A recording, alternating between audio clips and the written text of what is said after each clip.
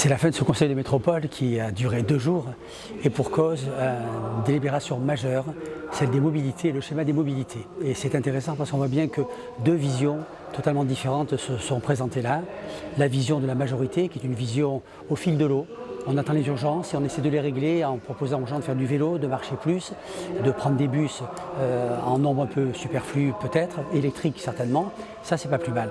Une autre vision qui est beaucoup plus radicale, une vision qui est la nôtre, bien évidemment, d'avoir des équipements structurants, vraiment structurants, tels que des voies de tram, bien sûr, nouvelles, extensions de tram qui sont programmées, qui devraient être suivies, qui ne le sont pas pour l'instant, Gradignan et Saint-Médard-en-Jalles, bien sûr.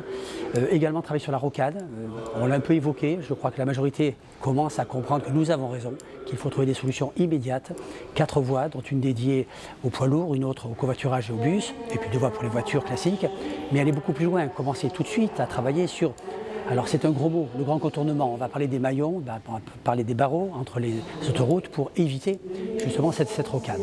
On propose également de travailler sérieusement sur le métro, ce n'est pas quelque chose qu'on a abandonné, bien au contraire, nous pensons vraiment que dans 10-15 ans, nous aurons besoin impérativement d'un métro, donc c'est une chose qu'il faut réétudier tout de suite, sans tarder. Étudier tout de suite sans tarder non plus, c'est un franchissement supplémentaire, franchissement aval bien évidemment. Le pont ne me paraît pas forcément la meilleure idée parce qu'il faut être très haut pour que les bateaux puissent entrer dans Bordeaux. Un pont comme le pont Chaban n'est peut-être pas l'idéal parce qu'il faut se lever quand les bateaux arrivent, donc ce n'est pas une bonne chose. Un tunnel peut-être, un vrai tunnel urbain, uniquement urbain, pas autoroutier surtout pas, et peut-être une solution à creuser, c'est le cas de le dire, beaucoup plus sérieusement. Vous le comprenez, 2 visions très différentes, l'une au fil de l'eau, l'autre qui prévoit, qui anticipe, qui programme et qui n'a pas peur des grands investissements. Merci.